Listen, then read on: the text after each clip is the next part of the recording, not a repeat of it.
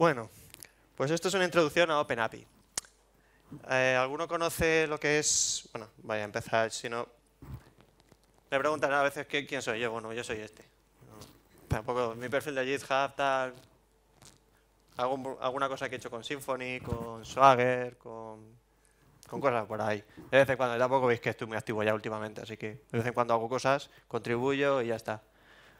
Mi vena vino por un parche que tuve que hacer una vez y dije, bueno, pues a partir de ahí estuve en el proyecto de Zen.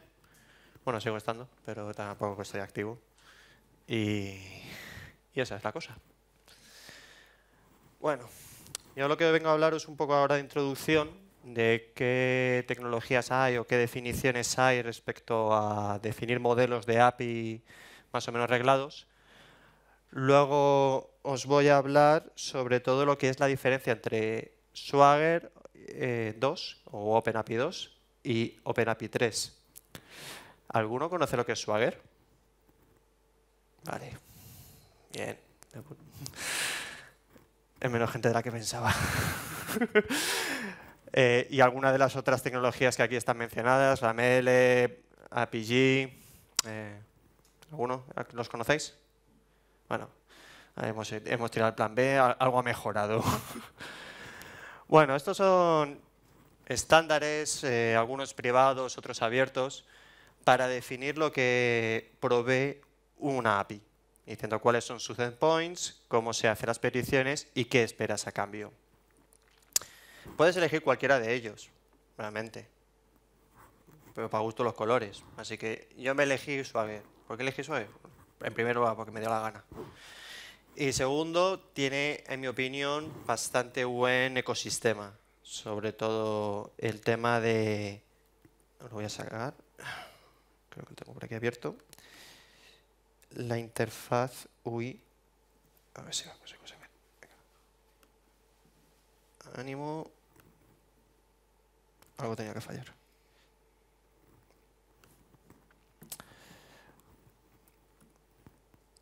Se ve y todo. Bueno, esta cosa. A partir del fichero que se le dice ahí que descargue, pues te pinta toda esta cosa. Y lo que tiene genial es que es interactivo. Vale. Vamos a hacer un scroll. Y para lo que yo buscaba y me encantó, es que es un playground, un lugar donde puedes hacer pruebas en directo, directamente ponerte a probar cosas, al estilo del playground de la Google Console, etc. Entonces, esto está muy bien porque a la hora de explicarle a la gente que se va a integrar con esta API, pues yo creo que la mitad dicen, vale, lo leemos la documentación, como por lo menos 5 pausas entre medias, según te las vas leyendo y diciendo, hostia, es que esto no hay quien lo aguante, y ponerte a hacer pruebas de código, que es lo que realmente te interesa. Junto con que al hacer las pruebas, automáticamente, como supuestamente funciona, ya ves cómo es la estructura de cabeceras, cómo es la estructura del payload, y dices, va, directamente copio y pego, que es lo que nos gusta a todos, que es buscar algo que funciona y aprovecharlo. Así que, ¿para qué vamos a liarnos? Y esto lo trae de serie y está muy bien. Es más, bueno, no hace falta ni que lo alojéis. Realmente podéis, eso, le ponéis aquí el Swagger que os dé la gana y lo descargáis. Y está, en mi opinión, bien. Luego se puede personalizar y todas esas cositas, no hay problema. Volvemos a la charla.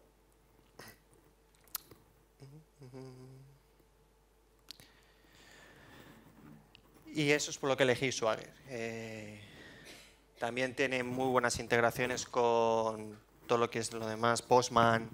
Yo creo que también se puede meter en Blueprints sin problemas, y etcétera. Tú le dices a Blueprints, oye, quiero dar de alta todos estos endpoints en vuestro sistema de supervisión.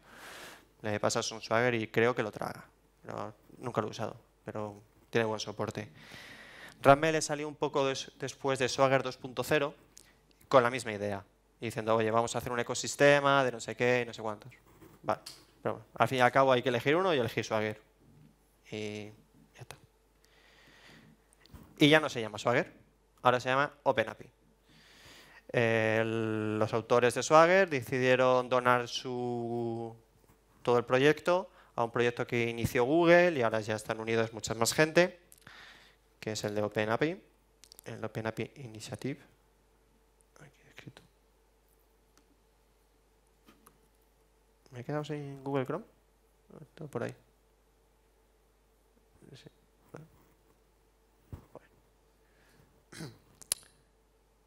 Esta la tenía preparada.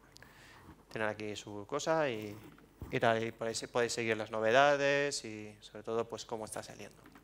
Entonces OpenAPI ya existe y ya salió con el hijo hecho, que era Swagger 2. Entonces no dice OpenAPI, en vez de decir, ojo, hay que diferenciar entre la versión 2 y la versión 3. Yo creo que se va a hacer más famoso por la versión 3, porque al fin y al cabo atribuirse méritos por versión 2 no tiene ninguno. Entonces, ¿cómo se explico entonces? Pues voy a poner un ejemplo de lo que es una definición de Swagger, que lo voy a hacer con código, con el PHP Storm. Y luego, porque como he visto que había menos manos levantadas de las que pensaba, vamos a aprovechar.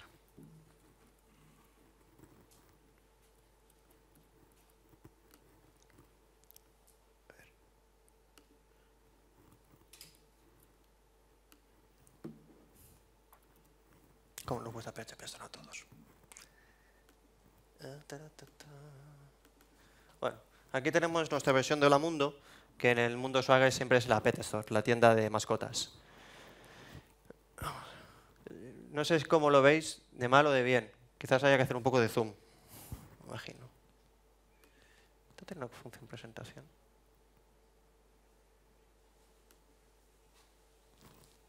Vale, bien. Pues un fichero Swagger es un JSON o puede ser un YAML, pero YAML simplemente porque es un super grupo de JSON y cualquier cosa de YAML se puede pasar a JSON, en el que dice, bueno, qué versión de la definición estás utilizando, un poco de definición acerca de lo que es el API, cuál es el objetivo de esta API, cuáles son los términos de servicio, cómo puedes contactar a los desarrolladores para echarles la bronca, y la licencia, que nadie se la lee, y etcétera. En qué servidor está alojado, algunas cosas de etiquetas, metadatos, que no nos importan ahora mismo mucho. Y lo que nos interesa es la definición de endpoints. Los endpoints se definen como los paths en la URL. Y ahí veis el /pet, que es parte del path, y el verbo HTML que se va a utilizar, que es post. La definición de qué hace esa acción, ese post en /pet, que recibe payloads en JSON y en XML, y como respuesta devuelve XML y JSON, ahora mismo. Recibe en el cuerpo del mensaje un modelo llamado pet, que ahora os enseño, y para no meterlo todo el código ahí junto, tiene una referencia a otra parte del fichero. Incluso puede ser un fichero externo en caso de que esto se os haga muy grande, etc. Las respuestas que os puedes esperar, en este caso un 405 tenéis definido, y ¿por qué? Vamos a ir a alguno que sea un poco más interesante. En este pet find by status está definiendo el método get de ese endpoint.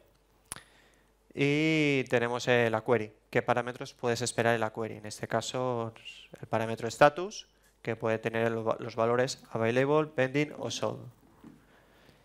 Todo esto más o menos se puede leer un ser humano, pero es más siempre pensado para la máquina. Y en la última parte de la presentación os voy a enseñar cómo yo automatizo esto para que lo que a mí me gusta, que es la interfaz que os he enseñado antes, por lo que la gente puede hacer pruebas, y cómo tener eso sincronizado con tu código y no la documentación esté por un lado y el código por otro, otra versión distinta o lo que sea.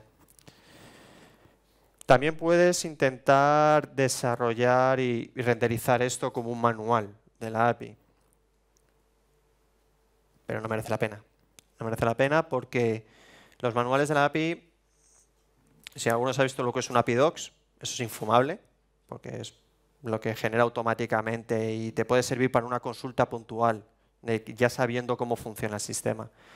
Y para introducir a la gente cómo tiene que utilizar tu API, normalmente vas a tener que escribir un tutorial. Entonces no es muy compatible con esto. ¿Puedes escribirlo? Escríbelo. Y yo os invito, o sea, que cada uno que haga pruebas y descubra algo nuevo y lo contribuya, pero yo personalmente no lo veo. Aquí ya tenemos una respuesta interesante. En este caso, como resultado de esa búsqueda del listado y filtrar por los estados, vemos la respuesta del código 200, que es una variación satisfactoria, y como resultado devuelve un cuerpo, que es un array, del modelo PET, del modelo mascota.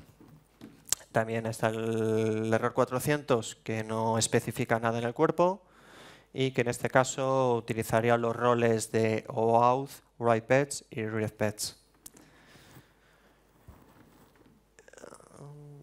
Tampoco voy a entrar ya mucho. También deciros, bueno, pues como parte de la response puedes colocar una llamada default que automáticamente pues mostraría, si no hay un código definido, pues ahí se mostraría, que básicamente lo uso yo para cualquier código de error, va a ser el modo, o sea, cualquier cosa que no esté definida va a ser un error y le va a mostrar el modelo de error. O más o menos, ¿cómo lo lleváis? ¿Uno prefiere ya preguntar algo y así ya voy sabiendo cómo encarrilar lo demás? Vale, pues no. Bueno, deciros que aparte de la charla y el sorteo, en la última diapositiva tiene el código de seguridad para salir de la puerta. Entonces, bueno, conviene quedarse y quedarse despierto. Vamos a ver. Bueno, también en este caso Swagger 2 definía parámetros directamente en el body, típico HTTP, como formularios concatenados con ampersand, etcétera, etcétera, etcétera. Bla, bla, bla, bla, bla. La URL permite parámetros definidos así como PetID, y la función de subir un fichero no me aparecería, pero bueno, en este caso el parámetro también del path pues está definido, va a ser un PetID que está aquí definido, va a ser un número entero de máximo 64 bits, bla, bla, bla, bla, bla. Vamos a ir directamente ya a las definiciones. Puedes ponerlo todo en línea, todo aquí, todos los cuerpos de los mensajes y tal, pero bueno, cuando ya empiezas a tener el modelo mascota, que siendo una tienda de mascotas tiene pinta de que se va a repetir bastante, tienes aquí las definiciones. En este caso, el array del objeto de definiciones contiene todos los modelos o referencias de la parte de arriba aquí a la parte de abajo para poder reutilizar estos fragmentos de código en otras partes. Aquí es cuando te digo que esto, si lo quiere leer un ser humano, ya se complica mucho porque ya te contamos cosas específicas para ahorrar código que obviamente ya no hacen que uno pueda leer de seguido. O sea, al final siempre vas a necesitar una herramienta que esto te lo renderice o te lo visualice de alguna otra forma, como os he enseñado. Vale. Pues ahora os voy a enseñar un poco lo que es la diferencia entre esto que habéis visto, que es Swagger 2 y Swagger OpenAPI 3. OpenAPI 2, OpenAPI 3, como se quiera mirar. Y aprovecho ya, aquí también volvéis a ver un poco la definición. Los metadatos que os había contado al inicio, una de las cosas de las funciones de seguridad, los endpoints que tiene nuestro sistema y las partes donde se puede reutilizar esos fragmentos de código. En OpenAPI 3 esto está mucho más simplificado. En lugar de haber aquí tantas cositas, bueno, simplemente lo han agrupado dentro de components. Los servidores adquieren más importancia y los puntos final también son más o menos igual, no hay muchos cambios. Lo malo ahora, OpenAPI, está en versión Release Candidate. Se espera que para el 27 de julio ya oficialmente salga. Y claro, lo que yo os he dicho es que Swagger mola por el ecosistema. No esperéis que OpenAPI 3 tenga ecosistema cuando salga. Tendremos que adaptar, crear las herramientas, etc. Y cuando eso salga, pues es cuando molará. Pero es como cuando coges Symfony 2 el primer día que sale, diciendo, hostia. Bueno, pues en OpenAPI 3 tenemos la sección esta de components de abajo, que era la parte reutilizable. Tenemos las definiciones, pero ahí no sé qué es. Las respuestas, los parámetros que se mandan en la URL o las cabeceras o lo que sea, cabeceras de respuesta, funciones de esto para filtrar qué roles de OAuth o lo que tú utilices va a poder utilizar, etc. Es el saco donde poder sacar cosas y reutilizarlas, básicamente. En este caso, también en OpenAPI 3 os he dicho que los servidores adquieren más importancia. En el anterior habíamos visto que solo se podía definir uno. Estaba directamente en la raíz y tenía su elemento host y su elemento path o base path. Ahora tienen varios. Aquí ya podéis definir, que suele ser muy útil, cuál es el entorno de producción, cuál es el entorno de pruebas donde quieres que vuestros usuarios hagan pruebas y ya cualquier otro entorno que queráis, pero digamos que eso ya tienden a ser privados. Los que utilicéis como staging o locales, no creo que los pongamos aquí porque es eso. Pero al menos esos dos sí que suelen ser útiles a los usuarios. Dónde van a poder hacer en producción y dónde van a poder hacer pruebas. El endpoint, que antes hemos hecho un repaso, pues lo vemos igual. Está definido como una operación en un path, en el verbo HTML en un path. Los parámetros que tiene que recibir, si es que hace falta, ya sea en la URL, en las cabeceras, en el cuerpo, como una cookie. Y creo que alguno más que se me pasa. En este caso, el cuerpo del mensaje ha salido de una forma distinta y pone más énfasis entre el esquema y los ejemplos. Y las respuestas también. La ventaja en 3.0 es que, por ejemplo, cada una de las respuestas puede tener sus propias cabeceras, cosa que en el 2 se quedó ambiguo, diciendo, vale, ¿de quién son las cabeceras? ¿De la petición? ¿De la respuesta? ¿Cómo puedo informar yo al usuario de que las típicas cabeceras de limit the rate, de cuánto me estás gastando de la cuota de tu API me estás poniendo, o una cabecera ITAG, diciendo, estas son cabeceras que esperas devolver? Por contra, tú esperas que él te mande otra serie de cabeceras, como puede ser, yo qué sé, el user ID, si te apetece. Y lo más importante, que aquí no lo ponía en el cuadro original donde dice copy-paste, era que están definidos y agrupados por cada tipo de contenido, por el media type, ya sea application JSON, application XML, etc. Yo creo que más o menos por aquí. Vale, una cosa que también trae 3.0 es esto de los callbacks. Puedes definir una operación saliente, es decir, que tú necesitas que el usuario que te está implementando la API, ellos tienen que implementar un endpoint por alguna razón, porque necesitas hacer una operación asíncrona, porque necesitas extraer datos de alguna otra forma que convenientemente es así. Ellos lo han definido a nivel de una operación y como que esté vinculada a una petición previa. Si haces un post, yo me imagino que se refiere a, me voy a dar de alta de usuario, me voy a dar de alta de algo, pues oye, que exista este callback. Es que discrepo un poco, porque yo creo que uno puede definir un callback sin necesidad de que haya una petición previa. Diciendo, para eso es un callback, porque me da la gana de hacerte una petición, a la inversa. Pero bueno, lo han hecho. Que sepáis que está esta opción, que es interesante, porque si no, no había forma de definirlo. Porque la versión 2, Ramel y todos estos lo que definen son lo que yo publico y no a la inversa. Lo que necesitas que el usuario publique. Así que está bien en ese aspecto. También han pensado un poco en hipermedia y las respuestas ahora incluyen links. Eso sobre todo, claro, siempre pensando en lo que son interfaces visuales de esta definición, de esta especificación, pues vais a poder fácilmente navegar de una operación a otra en función de las respuestas. Si usáis hipermedia, ¿cuántos usáis hipermedia en vuestras APIs? No estás solo, colega, yo también. Vale, pues también podéis hacer esto para que haya más interacción, sobre todo en vuestras herramientas. También podéis definir a nivel de path qué servidor está proveyendo ese endpoint. Eso está muy bien. Dicen, oye, si tengo endpoints que están definidos en otro servidor, por la razón que sea, y no usáis hipermedia, pues aquí los podéis definir. Y bueno, una de las otras ventajas que tiene, han aumentado la versión del draft de JSON Schema a la versión 5. lo cual incluye una cosa muy interesante, es que la versión de Swagger 2 o OpenAPI 2, en adelante voy a decir la versión 2 y ya está, ya no me lío ni entre Swagger ni OpenAPI. Es que solo puedes definir un payload como envío y de respuesta. No te permitía el creador, dijo, esto de que un endpoint pueda devolver más de un payload diferente, esto no está bien hecho y yo no te lo permito hacer.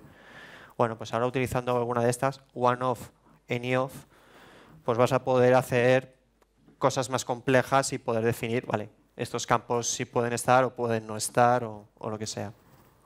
También permite que se puedan mandar campos nulos, ya de precated o write only.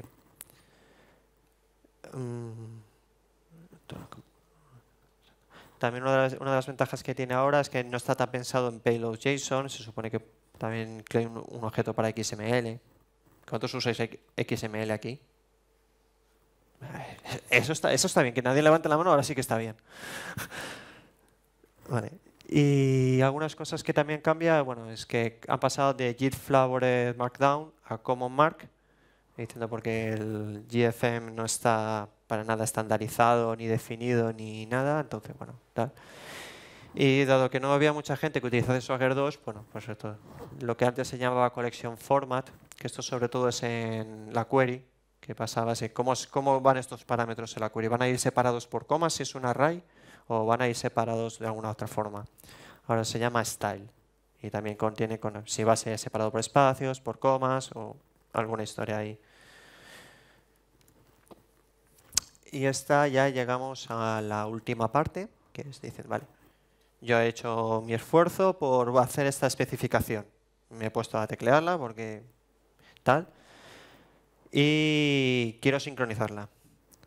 Aquí ya os voy a decir qué no hace esta parte. No valida especificaciones, porque yo entiendo que eso ya existen herramientas, sobre todo para la versión 2, que lo hacen, y escoger casi cualquier editor de JSON Schema o validador de JSON Schema, pasarlo y decirle, oye, esto y esto son compatibles, y ellos ya se quejarán. Y tampoco iba a hacer otra cosa que se me ha ido el santo al cielo. No sé. Ya me acordaré. ¿Cómo lo veis? Sobre todo los del final. Vale. Vamos a ver. ¿Y ahora? Lo que se te muy clarito, ¿no? Te falta contraste, me parece. Bueno, yo he creado una herramienta porque tenía esa necesidad llamada Swagger Assertions. El objetivo de esta herramienta son aserciones de PHP Unit para validar que lo que estoy codificando coincida con lo que estoy publicando. Ahora, eso iba a decir que otra de las herramientas que existe es a través de anotaciones de PHP que sea el propio PHP quien os genere el fichero Swagger y no tengáis que teclearlo a mano. Yo particularmente no lo uso. Sobre todo porque a nada que ya empieces a desarrollar un poco complejo y te vayas fuera de frameworks, es como... Ya es que esas cosas así fáciles no van a funcionar. Tú ya quieres tienes otra estructura de código totalmente distinta. Pero bueno, este es un típico caso de prueba de cómo hacer funcionar esta librería y mantener vuestro código en sincronía con vuestra documentación. Bueno, no lo mantiene, os da una colleja si no lo hace. Entonces, que más realista. Esto está sacado directamente de la carpeta de ejemplos del proyecto de GitHub. Y este caso es a través de lo que son objetos de PSR7, todos ya lo imagino que lo conocéis, del grupo PSR, el tema de las interfaces HTTP para la petición y respuesta. Y en este caso utilizando un cliente de Gazelle versión 6. Extiende de un ejemplo test case y utiliza un trait que es el que provee la librería que generé. En lugar de obligarte a extender de test case, que yo creo que no merece la pena, yo te he provisto de un trait para que tú puedas heredar de donde te plazca, que tiene yo creo bastante sentido. La forma de inicializarlo es bastante sencilla. Schema Manager va a generar un objeto Schema Manager a partir de la URL que indiquéis, que puede ser local, puede ser remota. o directamente al constructor le enchufáis vuestro TXT de JSON, si así os apetece. Y también lo que hace es resolver las referencias que os he hablado de que, vale, no ponemos todo en línea, porque si no, esto es repetir código, lo que sea. Pero yo a la hora de validar sí necesito que estén en línea, porque no me voy a poner a navegar cada 2x3. Así que esto sí que lo hace. Y luego, bueno, por aquí creo un cliente HTTP, que en este caso eso no requiere no tiene mayor misterio. ¿No había nada escondido por aquí? No. Vale. Y este es el típico escenario de test. Voy a hacer una petición GET a la tienda de mascotas que tenía como base path versión 2 y como endpoint /store /inventory. Le digo a la petición que también incluya la application JSON, recibo una respuesta y lo que me interesa es, oye, ¿la respuesta y la petición coinciden? Esta respuesta, respuesta, petición y la definición, Schema Manager. Es lo que me interesa. Y esto es lo que valida. La librería intenté que fuese ligeramente inteligente. Lo digo ligeramente por decir algo. Si mandáis una petición que está mal formada y no cumple con la especificación, no se queja. No se queja, ¿por qué? Porque lo que espera es que la respuesta sea 400 algo. Si la respuesta ya no es 400, sí se queja, o si la respuesta 400 no cumple la definición. O sea, para poder mandar datos mal hechos a propósito, porque los usuarios son así. Y todos somos así la primera vez. No voy a preguntar quién no, porque estaría mintiendo, seguro. Pero bueno. Entonces, hace esta cosa que yo creo que es bastante interesante.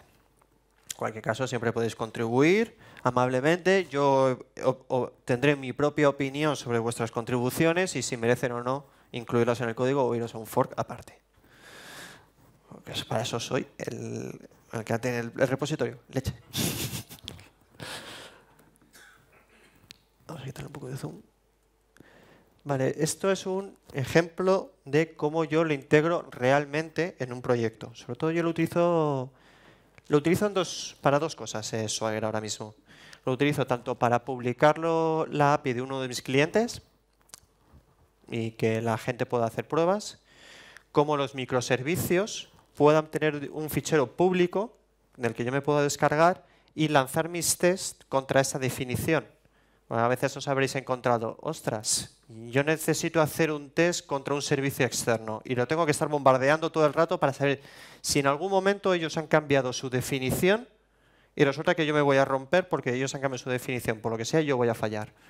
Una opción es que podéis crear un mock por medio, os descargáis el Swagger y con eso podéis contrastar que lo que espera ese microservicio es lo que realmente le estáis mandando. Ejemplos y espero que a vosotros os ocurran muchas más soluciones si queréis adoptar estas técnicas. En este caso, esto forma parte de un abstracto de un caso de test abstracto de PHP Unit, en el que la función principal, sendRequest, recibe la petición PSR7, de alguna forma la enchufa al servidor. En este caso, como estaba utilizando mi propio SDK, qué mejor forma de probar todo que tu propio SDK para consumir tu API que utilizarla tú mismo en tus propios tests. Así que el SDK ya lanzaba dos excepciones y lo que necesitaba es que la respuesta sí me interesa en este caso, siempre recibirla. Entonces tengo un debug transport, que básicamente lo que hace es esto, es que cuando yo mando el PSR7 se guarda la respuesta en alguna variable para yo poder rescatarla. En el caso de que no la incluyáis en la propia excepción, que yo no lo hice. Y no es una buena práctica, la verdad, creo que es buena práctica devolverla a la excepción si podéis. Pero como puede haber mil historias, haya cada uno. Decodifica la respuesta como parte de este SDK, lo mismo, puede haber algún problema. Y sobre todo porque todo lo que no sea JSON o que nos suele pasar, es muy típico, ¿no? Que en algún momento vuestro microservicio es JSON y no sabes por qué ha devuelto HTML. ¿Alguno sabe un caso en el que sucede eso? Cuando utilizáis Xdebug. Cuando utilizáis Xdebug, los 500 vienen como HTML. No vienen ni como 500, vienen como 200 y son contenidos HTML. Yo no sé si os habrá pasado, pero a mí sí me ha pasado. Diciendo, joder, está fallando la API y me está devolviendo un código 200. Sí, es Xdebug, que está por medio y te está fastidiando. Entonces, bueno, como puede haber problemas de deserialización, los contemplo. Y esta es la parte interesante. Vamos a validar mi definición. Y luego que no sea un error 500, porque entonces ya, ¿para qué voy a seguir testeando? Como digo, todo esto forma parte de una clase de test. Y ahora os enseño cómo se hace. Y aquí está mi típico. Bueno, si no pongo un mensaje de definición en PHP Unit, o sea, de específico de qué está haciendo esta aserción, que yo creo que no, porque aquí nunca le paso este parámetro. Sí, pues entonces que me ponga el texto del cuerpo de la respuesta, que es lo que suele contener información de por qué ha fallado. Y automáticamente esto. Pues si a alguno le interesa, tal. Esto no está en el repositorio, esto ya es código de fábrica. Y esto es lo otro que está incluido en la clase abstracta que yo os digo que utilizo para estos tests. Entonces, ya creo que no hay más. No.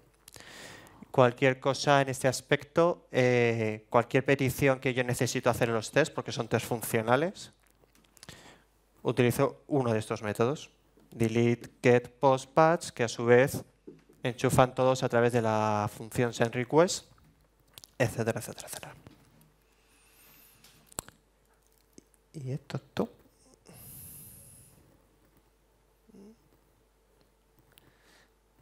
No sé, queremos...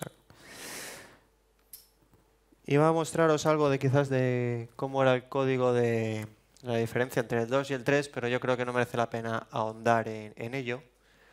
Sobre todo porque si los que queráis, esto está en un pull request que tengo publicado de esta mañana. O sea que ya os podéis imaginar que no es demasiado complicado.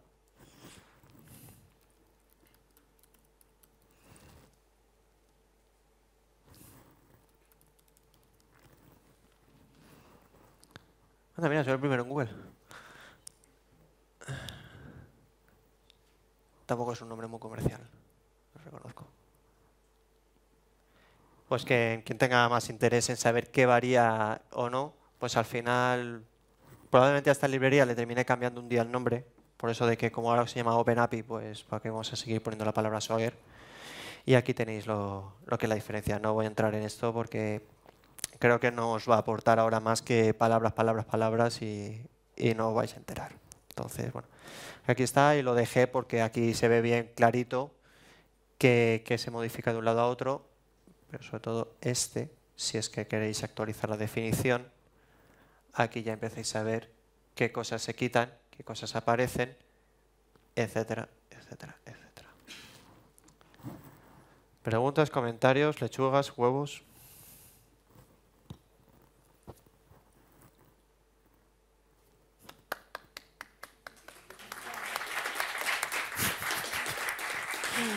Ah, sí.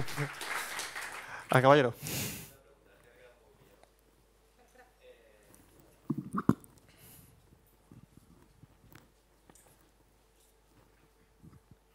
Hola.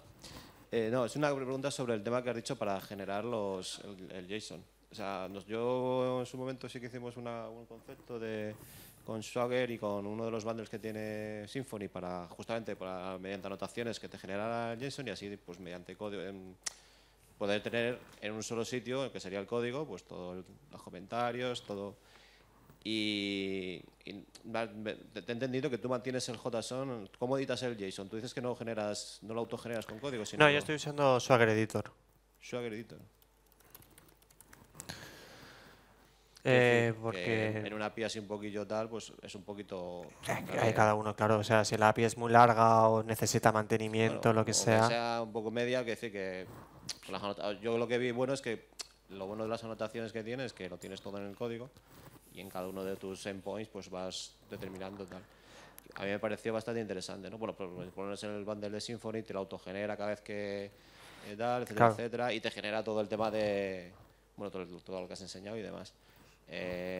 No sé qué de pesado puede ser el mantenerlo tú por tu cuenta, ¿no? Porque el Swagger En un Editor, microservicio no va a haber muchos endpoints, porque es microservicio. Entonces no suele ser mucho problema. Y en microservicios no vas a usar frameworks sí, pero cuando normalmente haces una tan grandes como modificación, Symfony. tienes que hacer una modificación en el código y luego irte al editor y modificar Correcto. la especificación del Swagger. Correcto. O sea, al final es como, hombre, está claro, es una documentación que tienes que tener de tu API y que la tienes que mantener lógicamente en paralelo, pero quiero decir, Para eso justo hice esa herramienta, Swagger Assertions, para decir, ostras, es que voy a cometer este error, seguro.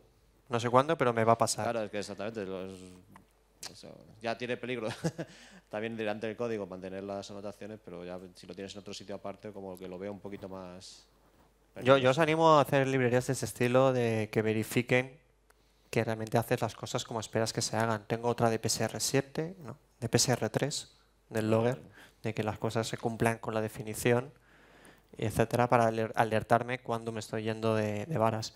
Y Swagger me salió por eso, me dijo, "Oye, voy a hacerlo porque seguramente necesito una herramienta que me avise cuando se está desincronizando una cosa con la otra". Vale, vale, curiosidad, simplemente para saber cómo documentabas. Vale, vale. Es que no tengo, en mi caso no han sido aplicaciones tan grandes y ya digo, porque los microservicios, en mi caso estoy utilizando, ay, ¿cómo se llama? No es el de Zen, no es Zen Expressive, es otro, que es también muy liviano, que lo único que te hace es coger la petición HTTP según le llega todo en bruto a PHP, te convierte los objetos PSR7 y tiene un contenedor de dependencias por ahí. Pues es lo que utilizo yo por microservicio. Y para la aplicación principal de este cliente en concreto es un Zen Framework 1. No me culpéis, que ya sé que está fuera de soporte. Bueno, la API está en Zen Framework 2 porque usa Apigility. Y claro, yo no sé, esos bundles que están pensados para Symfony en Apigility pueden ser distintos. Y ya hay un momento dado en que si estás trabajando con Apigility, empiezas a borrar dependencias, empiezas a borrar cosas que no hacen falta y ya tienes una estructura de código que es distinta a la que esos bundles están pensados. Es una pega que tenemos siempre que creamos una herramienta para el público. Por eso lo que he dicho, yo decidiré si este pull request lo meto o no, porque cualquier herramienta desde la especificación va a ser en opinión de quien la creó para las necesidades que él hizo. No puedes hacer una herramienta que valga para todos los casos. Entonces, es la pega. En cuanto te sales un poco de la raya, pierdes la efectividad y puedes perder esas cosas.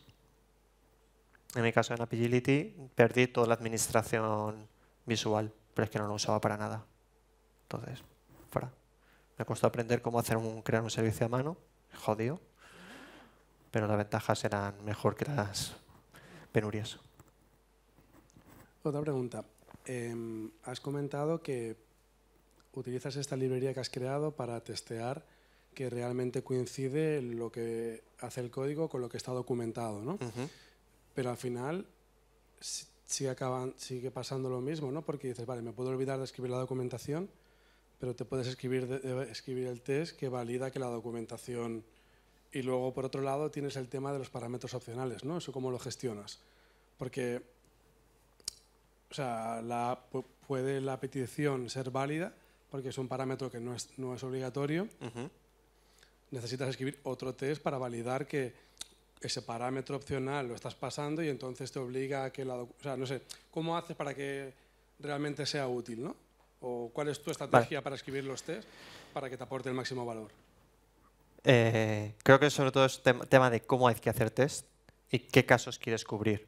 Y obviamente tú me estás diciendo, hace falta cubrir 2 casos y hace falta 2 tests distintos. La definición te vale, porque en la definición yo puedo especificar qué campos son obligatorios y qué campos no son obligatorios como parte del payload. Y o sea, yo lo tengo. Hay cosas que se ven, cosas que no se ven. o enlaces del hipermedia que aparecen o enlaces de hipermedia que desaparecen porque en función del estado de ese modelo permite hacer unas cosas u otras. Pero casi es que se respondía por sí sola. Si tienes dos casos, necesitas dos tests.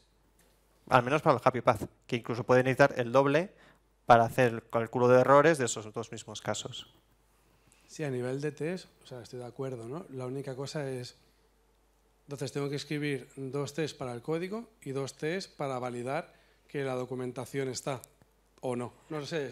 Es entender cómo vale, yo funciona. lo que había puesto de ejemplo es que yo estaba utilizando todos mis tests, heredan de una clase abstracta, pero podéis hacer un trade perfectamente. Y ahí hay una función que es la de esa transacción HTTP que en algún momento tienes que hacer.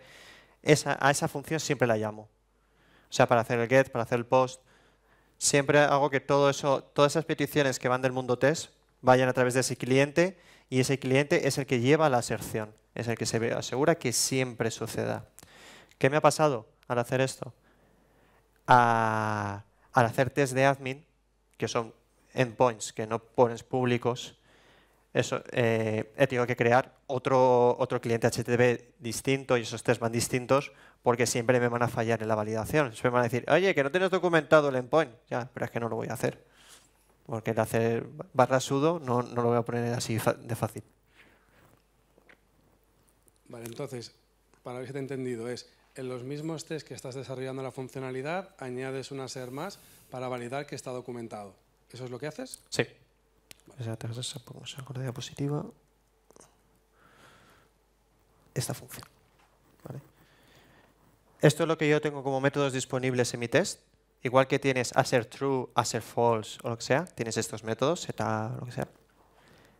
Y todos son un proxy a sendRequest. SendRequest hace el envío HTTP de alguna forma y siempre valida que la respuesta coincida con la petición y que no sea un error 500. Si necesitas que todos tus tests hagan algo, vas a tener que en algún momento hacer que vayan por ahí. Y en mi caso fue creando estos métodos fáciles. Que también puedes crear, como tú tengas organizado, pues a través de otra función, o el propio cliente HTTP que vayas a utilizar, lo que sea. Pero imagino que casi seguro que lo tienes de alguna forma. Tendrás un get, un post o un trade que te facilita hacer esto para no tener que estar levantando todo el rato creando un nuevo objeto Ghassel o lo que haga falta. Así que es ahí donde necesitas que esté. ¿Me preguntas?